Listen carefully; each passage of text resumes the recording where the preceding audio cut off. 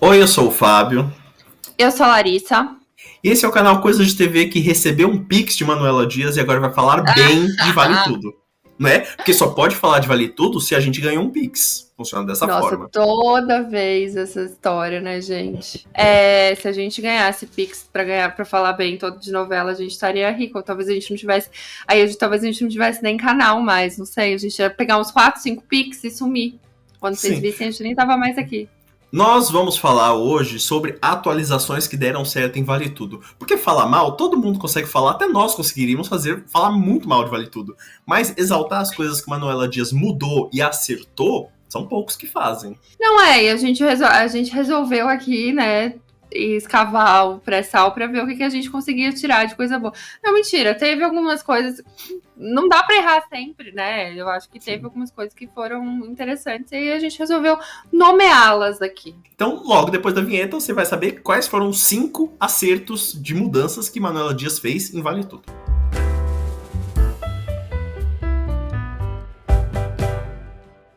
Bem, em primeiro lugar, sem qualquer surpresa, Maria de Fátima é um acerto nessa nova versão de Vale Tudo. Que a Maria de Fátima agora, nessa nova versão, ela queria ser uma digital influencer no começo da novela, porque, segundo ela própria, não tem a parte do trabalho, é só receber dinheiro, que é maravilhoso. É uma deturpação da função de influencer que só uma pessoa muito nova conseguiria ter. Então, parabéns.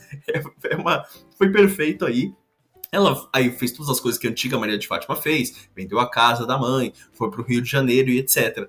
Só que aí, ao contrário da antiga Maria de Fátima, que era uma vilã um pouco mais fria, um pouco mais calculista, essa nova Fati é a cara da modernidade. Ela é deslumbrada, ela é meio louca, ela é espirituosa, ela tem bom humor, ela fala as coisas sem filtro.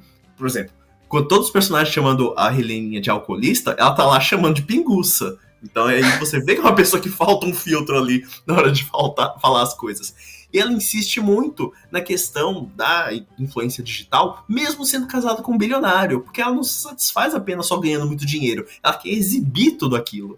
Ela quer ser famosa, né? Ela quer ser a Virgínia. Eu gosto muito. Engraçado, eu não cheguei a reassistir, mas aí na hora que a gente tava fazendo essa pauta, eu fui dar uma pesquisada e apareceu o nosso próprio vídeo, né? Que é a gente falar, que a gente fez logo no primeiro mês de Vale Tudo, falando das coisas que não deram certo de atualizar, que a gente resolveu falar mal assim logo no começo da novela. E uma delas era a Maria de Fátima, que eu lembro que a gente não gostou dela ser digital influencer, porque a Globo, a novela, né? Abordava muito mal este universo, porque ficou ali no começo, ficou uma coisa meio. E ficou muito no meio do caminho, né? Eu tenho que ir pro Rio de Janeiro pra ser influencer. E aí, tipo, ela começava com os trabalhos de modelo, lembra? Ficou um negócio meio nebuloso, assim. E agora, eu acho que não. Eu acho que a gente chegou num lugar que realmente essa Maria de Fátima mostrou o que veio, né? Tanto que ela é o grande acerto da novela. Nos grupos de discussão, é a pessoa que é a personagem mais gostada. Eu amo. E eu acho que, inclusive, a Globo foi muito esperta. Eu acho que podiam até explorar mais isso, que é aquele Instagram da Maria de Fátima. Sim. Eu amo o Instagram da Maria de Fátima. Eu acho muito esperto quando eles colocam a coisa ali ao mesmo tempo. A gente até tinha falado disso. Engraçado. Isso depois eu lembrei. Porque a gente falou que era muito estranho ela não usar igual, sei lá, uma Lola da vida, né? Fazia, sim, tipo, aparecer fazendo live, não sei o quê. E agora ela faz, de fato. Sim. E aí, assim, a gay que cuida do Instagram da Maria de Fátima, porque com certeza é uma gay, gente, não tem dúvida sobre isso. Ela faz de uma paródia de tudo que a gente vê de influências digitais, é perfeito aquilo. As frases feitas, as poses, e foi um crescimento, porque antes as fotos eram muito ruins, eram muito feias, agora é tudo produzido, agora é tudo exagerado. É muito perfeito aquilo. Eu acho que com a Maria de Fátima, a Manuela Dias conseguiu captar uma força da juventude, que é uma força que está frustrada com a forma como não se dá para vencer na vida sendo honesto. As pessoas mais novas, elas sabem disso. Elas podem ver pais, avós, não sei o que, se matando de trabalhar e só tomando no cu. Então, os jovens veem essa forma de influência como uma forma de crescer na vida. Então, enfim, eu considero a Maria de Fátima a protagonista dessa novela. Inclusive, sempre sai notícias de essa semana só tem 2 cenas da Raquel, não sei o quê. Maria de Fátima tem sempre. Então, pra mim, ela é a protagonista. Eu acho que a gente teve essa mudança, tanto que eu acho que no começo a gente até podia botar o fato de terem colocado a Thaís Araújo como protagonista, ter sido uma boa mudança, uma Raquel negra, não sei o quê, mas eu acho que isso foi tão mal abordado, assim, nesse sentido, que eu acho que no fim das contas foi uma, não sei, foi uma atualização que ela não soube fazer, aí sim, uma atualização, né, e que acaba trazendo, quando isso acontece, quando a protagonista é apagada pela própria história, outra personagem vai subir no lugar, vai ter alguém que eles vão adotar como protagonista. E eu acho que nesse caso foi a Fátima. É isso, a Fátima e a antagonista dela é a Odete. É isso, né, que acontece ali. A Raquel é uma figurante de luxo, né? Como diria a Suzana Vieira, figurante com falas. Porque ninguém se importa com a história dela, né? Outra boa atualização que eu acho que foi feita é a história da Gilda, né? Que no original era o Gildo, que era um menino, era uma criança, né? Que a Raquel contrata pra trabalhar. Não contrata, né? Chama pra trabalhar Né? com ele, contrata é ótimo, né? Tipo, ai, fala, vem me ajudar aqui a. Tomar sal na cara e vender sanduíche na praia, né? Porque ele tinha roubado ela, não sei o que, enfim, enfim. Aí, depois, ela dá essa chance pra ele e tal. E aí, um dia, ela descobre que ele tá roubando, né, dinheiro dos sanduíches que ele tá vendendo. E aí, ela resolve dar uma segunda chance e tal. E aí, no fim das contas, o Gildo, né, vira ali um personagem daquele núcleo, continua ajudando a Raquel na Paladar. Só que, assim, era uma criança menor de idade, tá? Então, meio que não teria como isso acontecer em 2025, tá? Tipo, não teria como, não é possível que isso aconteça. E outra coisa que eu acho complicada é que, como era uma criança, o Gildo ficou muito sem história, né? Depois de um tempo. Porque não tinha um núcleo infantil em Vale Tudo. O único núcleo infantil em Vale Tudo era o Bruno. Que era mais adulto que o Ivan, até, né? Que era o chefe da casa, né? Era um chefe da família, de todos ali, era quem colocava ordem na cabeça daquelas pessoas. E aí, ele ficava muito ali restrito. Vou brincar na casa do Bruno. E, sei lá, ele ajudou no dia que teve o lance da maionese, mas era isso. Agora, a Gilda, eu acho que foi interessante essa construção de ser uma mulher, né, já é uma jovem, mas maior de idade, que depois pode ser contratada, que recebe uma segunda chance, e que aí em alguns momentos até falaram, a Raquel conseguiu fazer com essa menina o que não conseguiu fazer com a Maria de Fátima, né, que é regenerar ela, né, tipo, ela tava fazendo coisas erradas e agora ela tá trabalhando honestamente, parará. E eu acho que, por incrível que pareça, a Gilda até tem história. Tipo, para um núcleo secundário, ela tá lá, ela pelo menos tem um interesse romântico. Ela tá arrumando uma história de um crush que é de mentira, que é uma história bobíssima, mas ela tem uma história. Se você compara ela, por exemplo, com o Thiago Reutemann, cuja única história foi ter usado uma saia, é muito, né? Então, assim, eu acho que isso daí foi bem pensado, porque realmente precisava ser atualizado, e acabou dando certo. Eu gosto da visão de que a Gilda é a Maria de Fátima que a Raquel conseguiu consertar, embora eu acho que a história não conseguiu abordar isso tão bem. Eu acho que isso poderia ter sido, assim, mais trabalhado. E aí esse é o grande problema da novela. Isso a gente vai acabar falando de tudo, todas as coisas. Tudo acho que poderia ter sido mais bem, né, aprofundado. Nada é muito aprofundado nessa Vale Tudo Nova, mas é interessante a ideia. E aí a Gilda também tem uma função muito importante nessa novela, que é ser assídua leitora de sites de fofoca. Porque toda vez que sai alguma notícia, é ela que informa. Olha, Raquel, saiu aqui, né? Ela tá sempre atenta no celular. Ela tá sempre ali no Léo Dias. Todo dia acordou Léo Dias e é isso. Ligando no Fofocalizando. Outra mudança, que também foi muito bem feita, foi de senhora Odete Reutemann. Mas aí, eu não sei dizer se era a intenção da autora que a mudança fosse assim. Eu acho que ela tentou... na minha cabeça, Manuela Dias tentou fazer com que a Odete Reutemann fosse uma vilã ainda mais asquerosa que na original, mas ao mesmo tempo, a Manuela Dias parece que tem uma limitação de não, eu não vou colocar umas frases muito horrorosas nela, porque hoje em dia estamos num período que não se deve isso. Resultando numa personagem que às vezes é mais progressista do que, por exemplo, Matias Celina, que tem comportamentos muito escrotos às vezes, mas é pintada como mocinha na história, né? A Odette Roitman, nova, ela teve algumas mudanças, como o comportamento sexual dela foi mais escrachado nessa versão. Antigamente era bem mais discreto, a questão de ver filme pornô, de ter os amantes dela. Agora é um negócio meio escancarado. A forma como ela trata os filhos é mais escrota nessa versão, mas ao mesmo tempo eu não culpo, porque os filhos são mais escrotos dessa versão, então aí eu tô com ela, né? É uma personagem que provoca a gente no fato de nós sabemos que a Odette Roitman é uma vilã, mas a gente começa a falar, nossa, mas é uma vilã que, em alguns pontos, ela tem pontos bons, em outros realmente ela é asquerosa, ela cometeu crimes nessa novela, a questão do racismo é terrível. Mas a personagem é uma coisa complexa, eu acho que vilões assim são muito interessantes de assistir. Então eu acho que nesse aspecto, mesmo que não foi de propósito, mas acabou sendo uma personagem mais interessante talvez do que a versão anterior, que era apenas uma senhora velha que falava absurdos. Era a Senhora dos Absurdos, do Paulo Gustavo. Eu acho que, assim, para a época, aquela Odette funcionava muito bem. É uma personagem extremamente bem construída também. No sentido de que, enfim, ela funciona de outro jeito na história, né? Tipo, acho que você não consegue nem comparar esta Odette Roitman com a outra Odette Roitman no sentido do que elas fazem na história. Tem outros tipos de coisas que a Odette esconde, são outros tipos de maracutaia que ela faz na TCA, é um outro tipo de pessoa mesmo, né? E ela é, obviamente, uma pessoa muito elitista, não que essa não seja, mas o modo como ela coloca essas coisas é muito mais pesado. E aí ela funciona como um grande algoz de todo mundo, e aí você fica do lado dessas pessoas, você acaba ficando do lado da Celina, porque a Celina é fofa na primeira versão, você fica do lado da Heleninha, porque ela é muito humilhada pela Heleninha, a Heleninha fica com dó. Até do Afonso, que você percebe que, né, que ele tem aquela coisa meio, tipo, uma coisa meio simbiótica com essa primeira Odette, que agora não acontece, porque esse Afonso dá de dedos na cara da mãe o tempo inteiro. Então eu acho que não tem muito como você comparar nesse sentido. Eu gosto muito da Odette da Beatriz Segal, mas é outra coisa. Agora, essa eu acho que é muito bem atualizada no sentido de que, em 2025...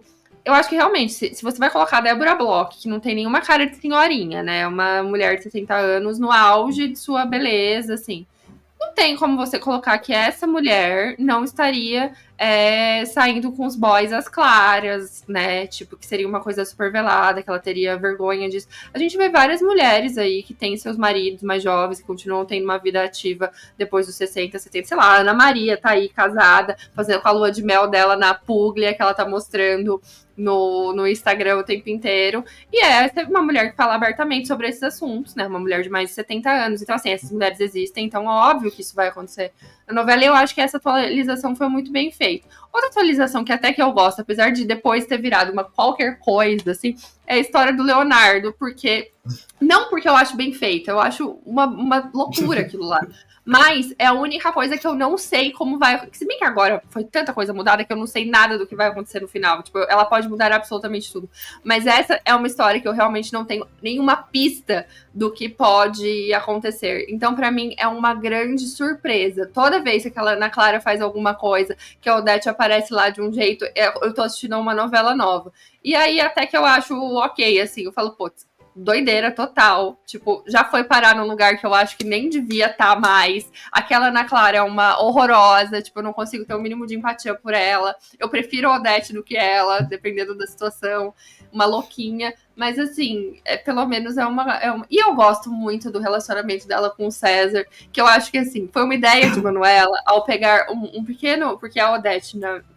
muita gente pergunta, na versão original acontecia isso? Não acontecia nada disso. Mas, uma dada hora, a Odete fica completamente obcecada pelo César. E ela jura que o César tá apaixonado por ela.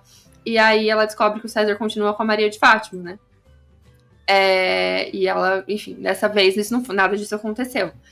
Mas aí eu acho meio interessante. E aí a Manuela com certeza pegou essa vulnerabilidade e falou assim: eu vou levar isso às últimas consequências. Ela vai casar com o César, ela vai ficar burra, ela vai esquecer de fazer acordo pré-nupcial. Então, assim, vai ser a loucura. E aí eu acho meio, eu sei, eu me divirto com aquele casal, assim, eu acho que essa Odete de 2025 seria, sim, capaz de fazer esse tipo de bobagem, porque ela não é tão fria, calculista, ela é meio burra às vezes, ela não é tão espertona igual a Odete original, então, enfim, eu gosto. É outra Odete, mas é uma Odete divertida. A outra coisa, e aí falando de casamento de Odete com César, acho que um grande acerto, já que Manuela resolveu. Aí eu já fiquei na dúvida se a gente sempre teve essa dinâmica do César, se foi pensado a dinâmica do César odiar a Fátima desde o começo, ou se foi porque teve aquelas coisas dos bastidores e pensaram, acho que talvez não vai dar certo a gente fingir que eles se amam e aí eles resolveram mudar. Acho que não, porque a novela foi escrita com muita antecedência. Muita antecedência, né? É verdade. Mas é curioso, porque a gente... O César sozinho não é a coisa que a gente tá elogiando. É o César com o Olavo. Porque o César sozinho eu acho que uma atualização ruim. Eu acho que outra coisa também. Aí virou outra coisa. É outra coisa que eu não consigo... Porque assim, o César original... ele era apaixonado pela Maria de Fátima, porque a Maria de Fátima era muito mais inteligente do que ele, né? E aí, às vezes, ele olhava pra ela e falava, nossa, ela tem cada ideia. Ele era, tipo, completamente... Ela salva ele, né? Porque ele era um burro que ficava se metendo em um monte de coisa. E ela salva ele, eles se amam, e eles se amam muito. Então, assim, ele tá sempre de cueca com ela lá no quarto, uma coisa desesperadora. E agora, não, eles se odeiam, né? Claramente, ele, enfim, nunca gostou dela e era uma coisa meio... E aí eles tiveram que colocar outra pessoa pra ser a dupla, né, do César. Porque quem que vai ajudar o César nas suas tramóias se ele e a Maria de Fátima têm uma relação um pouco esquisita? Aí virou o Olavo. E aí eu acho que essa coisa foi muito interessante. Ficou bem divertido, assim. Eu gosto do núcleo. Eu gosto da dupla. É uma coisa meio Pablo e Luizão dos Trambiques, isso. Toda vez que começa a tocar aquela musiquinha deles, eles andando na praia, você sabe, vai vir alguma coisa. Eles vão aprontar alguma coisa. É tráfico de bebê reborn, é produtora de filme adulto, vai vir alguma coisa aí. Inclusive, foi uma surpresa quando a Manuela Dias teve a ideia do Morango do Amor e não botou no núcleo deles. No fim, acabou sendo cortado no geral, né? Mas, pra mim, eu imaginaria eles indo fazer um negócio desse. E é uma dupla com uns planos tão rasteiros. Se eles pensassem mais um pouquinho, eles conseguiram tirar muito dinheiro daquelas pessoas da novela. Mas não, eles sempre querem fazer as coisas mais do subsolo das trambiques. Enfim, e aqui tem que... Óbvio que alguém deve estar escrevendo isso, então eu já vou dar voz a você que está escrevendo. O Olavo é uma delícia, com licença. O Ricardo Teodoro, que homem lindo. Então, enfim, prefiro muito mais ele do que o Sr. Cauã Raymond. E acho que as pessoas... Ai, meu Deus, não achei. É meio paladar infantil. Essa é a minha polêmica que eu jogo aqui. Eu não vou entrar nessa celeuma. Nenhum dos dois. Acho que eu não fico com nenhum dos dois. Não gosto de homem muito... Sabe... muito musculoso, muito grande. O Chay Suede também já passou. Ele já está passando de um nível que eu já não gosto também. Chay, por favor, fique um pouquinho mais magro. Tava melhor antes. Mas o bom é que o canal aqui contempla todos os gostos, se você for ver, né? Todos os gostos. Eu sou, né, gente, veja quem que eu gostava. O Fiuk, assim, magro, mais definido. Eu sou mais essa pessoa. O Fiuk tava bonito no Late Night. Ele está sempre bonito. Vocês é que não entendem. A cabeça dele é que não funciona muito bem. Mas bonito não pode tirar do menino. Sempre foi bonito. Continua bonito. Não envelheceu mal. Não tem cara de tio, assim, ainda. Não deu aquela virada pro outro lado. Muito, muito bem. O menino está sempre muito bem. Tem que balhar bastante o corpo, porque a cabeça às vezes dá defeito. Como todos nós, né? A minha também. É por isso que eu faço bastante exercício. Mas então, eu amo muito a dupla César e Olavo. Voltando. Eu sou amando Olavo com tia Celina. Uma coisa que não faz nenhum sentido, que também não sei de onde que a Manuela tirou isso. Toda vez eu fico, cara, até onde ela pode ir? Ela sempre vai mais alto. E aí eu falei, gente, que absurdo. Quando eu li, né, porque saiu o spoiler. E agora, na hora que ele fala, uma pele macia. Eu amo os diálogos dos dois. É sempre muito bom. Uhum. Que são as partículas de creme bem pequenininhas que penetram. Tipo... de creme caro. Enfim, eu acho muito divertido. Tem vídeo inédito para os membros do Plano Maneco, em que a gente reagiu a entrevistas dadas no programa Star Game, que era um programa de videogame do Multishow. Foi assim, foi algo. Não sabia que esse programa existia. Ele foi, né, inventado pelo Fábio, mas ele existia. E tem várias coisas constrangedoras. Tem a Luana Piovani, que se você assim, quer ver a Luana Piovani mostrando que ela é loba desde que ela era muito jovem. Adorei esse jogo. O jogo que a gente ganha é sempre mais simpático, não é verdade? Ela sempre foi esta Luana que conhecemos. E eu, pessoalmente, gosto muito. Mas se você não gostar, problema seu. Então é isso. Se você quiser ver tudo isso, tá lá no nosso clube de membros. Eu recomendo. E, por fim, a última atualização que a gente vem trazer, que foi um acerto muito grande, foi a da Leila, personagem de Carolina Dickman. Que na versão original é apenas uma mulher que não sentia prazer no sexo e era meio doida, por isso foi escolhida para matar o Odette Roitman pelo próprio autor da novela. E agora, com a Carolina Dickman, ela ganhou uma camada muito mais interessante. Antes de trabalhar, ela tinha aquele negócio de sou bonita demais para trabalhar, que acabou sendo retirada logo. E aí ela era muito eficiente no trabalho. Ela implementou coisas digitais na imprensa Tomorrow, que é uma empresa de conteúdo digital, se for ver, né? Não, e agora agora vai sair do vermelho, porque vai fazer uma revista impressa de bordo. Coisa que nem existe mais. Eu amo. Tipo assim, eles atualizam, aí de repente, esquecemos de atualizar isso daqui. Agora vai revista impressa de bordo mesmo. Agora já foi. A Manuela Dias deve ter pensado, eu vou botar isso pra fazer um PDF? Não, uma revista impressa mesmo. Enfim, é isso. Não, ninguém nem pensou, vou fazer um aplicativo de entretenimento, que era a coisa que faria mais sentido numa empresa. Tipo, todas as empresas já têm vamos fazer um novo aplicativo de entretenimento. E aí lá dentro vai ter, tipo, stories. Não, vamos fazer uma revista impressa. Essa parte eu amei, assim. E aí ela teve uma química magnética com o Marco Aurélio. Aí ela virou uma coisa meio Bonnie e Clyde. Ela começou a ajudar ele, a questão da lavagem de dinheiro. Ela criou a própria Lola Land, que é a Leila Land nessa novela, né? E agora esqueceram também, né? Faz dias que ela não... Nossa, eu nem lembro a última vez que ela foi pra clínica de estética. Não, a Leila Land, originalmente, ela deu ideia pra fazer isso, pra fazer lavagem de dinheiro. Depois ela esquece disso e tenta fazer permuta com a Maria de Fátima. E aí Marco Aurélio, gata, por que você tá fazendo isso? Não é pra divulgar essa porra. Enfim, é magnífico. É uma personagem tão bagunçada, tão vai e vem assim, que é surpreendente. A gente não sabe o que esperar da Leila. A gente não sabe nem se ela vai realmente, novamente, matar o Odette Roitman, ou se vai ser outro personagem. Provavelmente outro personagem, porque essa aqui... Não, pelo que eu li, não há nenhuma possibilidade da Leila ser de novo até porque ela nem tem nada com a Odette. Bom, vai ter por causa do Marco Aurélio depois. Eu acho que talvez ela entre como suspeita por causa disso. Porque o Marco Aurélio vai sofrer um atentado, vão achar que foi a Odette. Mas eu gosto da atualização da Leila, porque eu acho que agora a Leila tem algum tipo de agência sobre a própria vida. A outra Leila, ela era muito uma pessoa que era levada, né? Justamente por isso que ela é meio maluca, porque ela é muito dependente, né? Do Marco Aurélio em uma dada hora. E aí, quando ela descobre que o Marco Aurélio pode estar traindo ela com a Maria de Fátima, de fato estava, né? Ela fica, tipo, ela perde o chão, né? Porque ela é extremamente ela era dependente do Ivan financeiramente e depois emocionalmente. Aí ela sai do Ivan e ela vira dependente do Marco Aurélio. Ela era uma pessoa muito... E agora não, agora ela é uma pessoa que tem, de fato, agência sobre a própria vida. Ela fala, não vou ficar com o Renato Filipelli, que está me enganando. Aí ela vai ficar com o Marco Aurélio. Aí ela aceita fazer trambique, porque ela não tá, né... Eu amo também que inventaram uma história pregressa pra ela, que nunca existiu, que ela ter trabalhado na Receita e ter sido mandada embora porque ela maquiou dados. Tipo, isso nunca tinha sido falado. Ela nunca tinha falado que tinha tido experiência na Receita Federal. De repente, agora ela tem, mas tudo bem.